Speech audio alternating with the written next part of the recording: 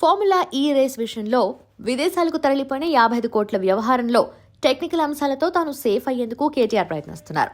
హైకోర్టులో దాఖలు చేసిన క్వాష్ పిటిషన్ విషయంలో ఆయన తరఫు లాయర్లు అంతా అధికారులే చూసుకోవాలని, తనకేమీ సంబంధం లేదని సూటిగా చెప్పేశారు. అనుమతులు తీసుకోవటం, విదేశాలకు తరలింపు విషయంలో తన ప్రమేయం ఏమీ ఉండదన్నారు.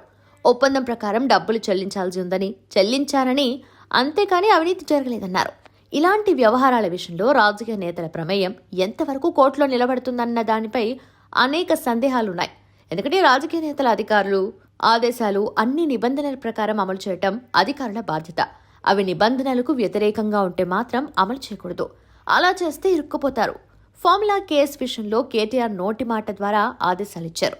దాంతో ఆయన ప్రమేయం నేరుగా లేదు. అరవింద్ కుమార్ నేరుగా డబ్బులు బదిలీ చేశారు. ఇలా డబ్బులు బదిలీ చేయాలంటే ఓ ప్రక్రియ ఉంటుంది. అంటే బ్యాంకులో డబ్బులు డ్రా చేయడానికి ఓ వ్యక్తి వెళ్లి స్లిప్ ఇస్తే ఎంతమంది అప్రూవ్ చేస్తారో అంతకంటే ఎక్కువ ప్రాసెస్ ప్రభుత్వ విభాగాల్లో ఉంటుంది. కానీ అప్రూవల్స్ తర్వాత చూసుకుందాం, ముందు డబ్బులు పంపేమన్నారు కేటీఆర్. అలాగే చేశారు అధికారులు.